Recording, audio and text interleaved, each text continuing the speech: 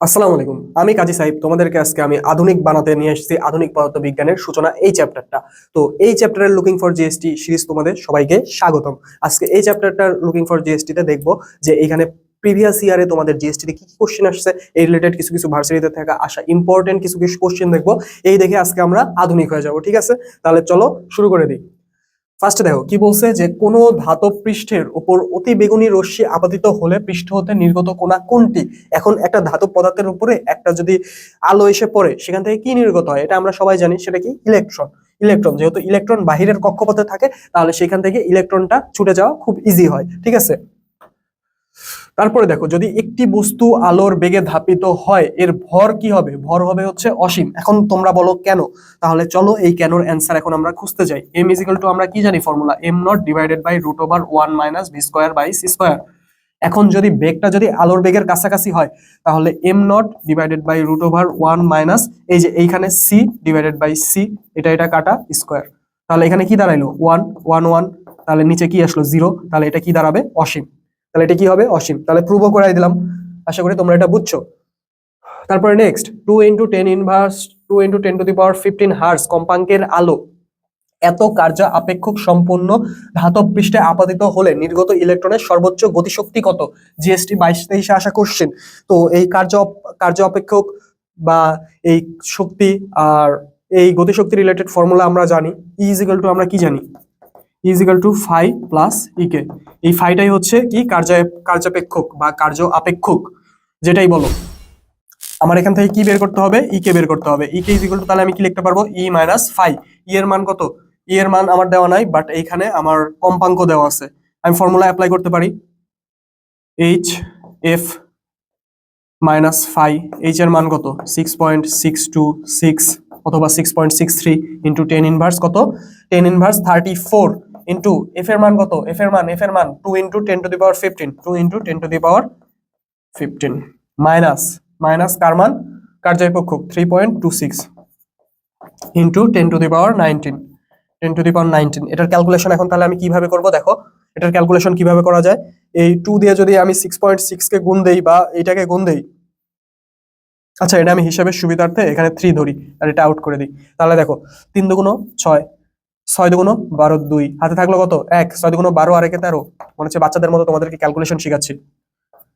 Into এটা কত? 10 inverse 34 R 10 to the power 15। তাহলে এটা ক্যালকুলেশন করলে কত আসে? 10 ইনভার্স 19 মাইনাস 3.26 ইন্টু 10 ইনভার্স 19। এখন উভয় পাশ থেকে আমি 10 ইনভার্স 19 কমন নিতে পারি। 10 ইনভার্স 19 কমন, 10 ইনভার্স 19 কমন, তাহলে 13.26 মাইনাস 3.26। এখন এই দুইটা কি বিয়োগ করা যাবে না? বিয়োগ করলে কত হয়? এই দুইটা বিয়োগ করলে 10 ইন্টু 10 ইনভার্স 19, 10 ইন্টু 10 ইনভার্স 19।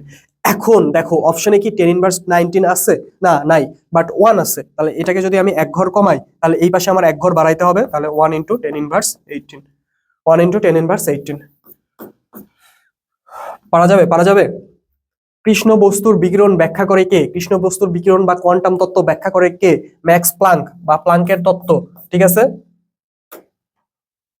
তারপরে 9 into 10 to the power minus 15 joule গতিশক্তি সম্পূর্ণ একটি ইলেকট্রনের ভর কত? ইলেকট্রনের ভর কত? এখানে গতিশক্তি আছে, তাহলে এই গতিশীল গতিশক্তির ফর্মুলা আমরা কি জানি? E is equal to M minus M naught C square. এখন এখান থেকে আমি ক্যালকুলেশন কি করতে পারি? E is equal to M C square, তাই তো? তাহলে ফার্স্টে আগে দেখো আমি এই ছোট ছোট করে ক্যালকুলেশন করি। ছোট ছোট করে কি ক্যালকুলেশন করবো? আমার ই এর মান দেওয়া আছে 9 into 10 to the power minus 15।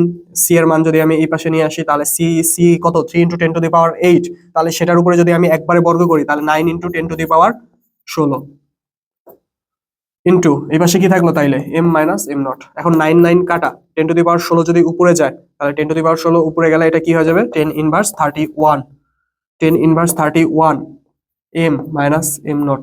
আমার কিসের মান চাইছে? গতিশীল একটি ইলেকট্রনের ভর কত, মানে গতিশীল ভরের মান চাইছে। তাহলে m is equal two 10 inverse 31 plus কত? 9.8 ইন্টু 10 ইনভার্স 31। এখন 10 ইনভার্স 31 যদি আমি কমন নেই, 9.8 অথবা 9.10 9.108 ধরি, কারণ এই আমার এটা মিলানো লাগবে। তাহলে 9.108, আচ্ছা 9.108 বা 9.8 মানে ইলেকট্রনের ভর একটা ধরে নিলেই হলো, 9 পয়েন্ট থাকলেই হলো সামনে, ঠিক আছে? তো এটা বুঝছো আশা করি। তাহলে এখানে 9.1 আছে, এই 10 ইনভার্স 31 যদি আমি কমন নেই তাহলে সেটা 9.1 ইন্টু 9.1 প্লাস 1 ইন্টু 10 ইনভার্স 31 হবে, ঠিক আছে? তাহলে এইটা মিলে 10 ইন্টু 1 ইন্টু 10 ইনভার্স 31 অ্যান্সার। ডান ডান ডান ডান। তারপরে একটি কোণা, আচ্ছা বেগে চললে কত বেগে, এখানে কত বেগে চললে তার ভর স্থির ভরের দ্বিগুণ হয়। এই শর্টকাট ফর্মুলা আমি দেখাইছি না বেগ নির্ণয়ের, V is equal two √1 minus ছোট ডিভাইডেড বাই বড় তার উপরে হোল স্কোয়ার ইন্টু সি। তাহলে 1 মাইনাস ছোট মান কত, এখানে ছোট মান যদি 1 হয় তার দ্বিগুণ তাহলে বড় মান, তাহলে এটা কি 1/2 তার উপরে হোল স্কোয়ার ইন্টু সি। তাহলে এটাকে যদি 1/4 করি, 1 মাইনাস 1/4 এটার উপরে রুট ইন্টু সি, নিচে 4 উপরে 3 ইন্টু সি, তাহলে √3/2c, √3/2c দেখো পারা গেল। আরেকটা বিষয় হচ্ছে যদি এখানে দ্বিগুণ বা দ্বিগুণের কিছু একটা তুমি বুঝতে পারো যে এখানে দ্বিগুণ হচ্ছে, তাহলে সেটা √3/2c এটাই হবে, ঠিক আছে? √3/2 যে কোনো ক্ষেত্রে। তারপরে নেক্সট কি বলছে, 6.63 ইন্টু 10 ইনভার্স 19 জুল শক্তি বিশিষ্ট ফোটনের তরঙ্গ দৈর্ঘ্য কত নিউটন মিটার, তরঙ্গ দৈর্ঘ্য কত newton metre. 6.63 into 10 inverse 19 joule শক্তি বিশিষ্ট ফোটনের দৈর্ঘ্য কত নিউটন মিটার। এটা কি বের করা যাবে না, এখানে কি দেওয়া আছে, শক্তির মান দেওয়া আছে, আমার তরঙ্গ দৈর্ঘ্য বের করতে হবে। E is equal to H F, তাহলে এইচ এফ সমান আবার কি লেখা যায়, সি বাই ল্যামডা, আমার কিসের মান বের করতে হবে, ল্যামডার মান। তাহলে এখানে যদি আমি ল্যামডাকে এক পাশে নিয়ে আসি, lambda is equal to H divided by ই।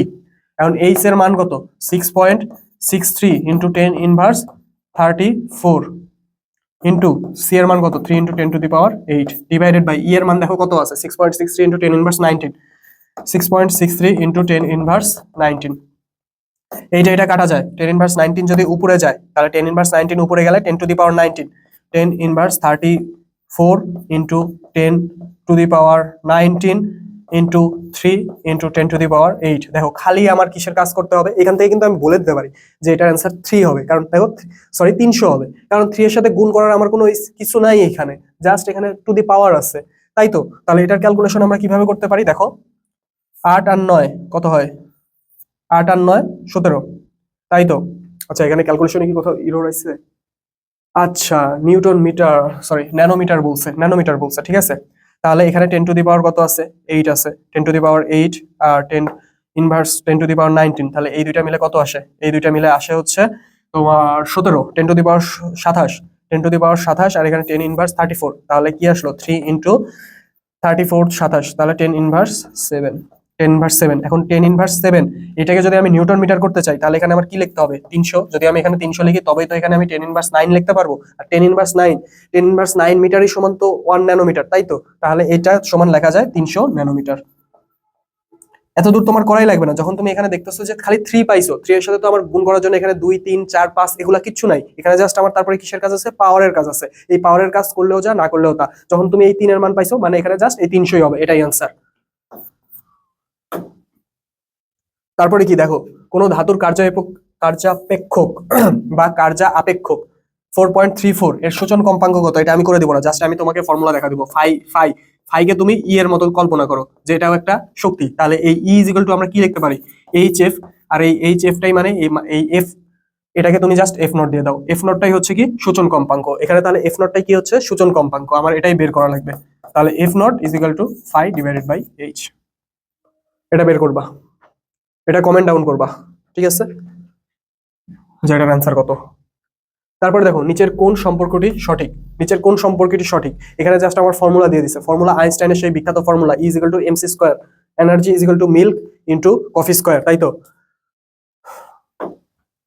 তো এই ছিল তোমাদের আধুনিক পদার্থবিজ্ঞানের সূচনার চ্যাপ্টার। এই চ্যাপ্টার করার পরে আসলে তোমরা এখন মডার্ন হয়ে গেছো, তোমরা আধুনিক হয়ে গেছো। আশা করি এই চ্যাপ্টারটা তোমাদের ভালো লাগছে। এখানে জিএসটি তে বিগত বছরগুলোতে কি কি কোশ্চেন আসছে তোমাদেরকে একদম পূর্ণাঙ্গ একটা ধারণা দিয়ে দিলাম যে এই কোশ্চেন তোমাদের প্রিভিয়াসে আসছে। তো এখানে তোমরা একটা অ্যানালাইসিস করতে পারো যে এই টাইপ থেকে এতবার কোশ্চেন আসছে, এটা অ্যানালাইসিস করতে পারলেই তোমার অর্ধেক ডান, ঠিক আছে? তারপরে তোমাদের যদি এখানে বেসিক প্রবলেম থাকে এক্স রিলেটেড, তারপরে আরো যে তোমাদের কাল দীর্ঘায়ন, তারপরে দৈর্ঘ্য সংকোচন, এগুলা এক্সট্রা যে প্রবলেম গুলা আছে সেগুলো আমরা আমাদের পূর্ণাঙ্গ কোর্সে দেখাই দেবো, একদম ডিটেলসে দেখানো হবে।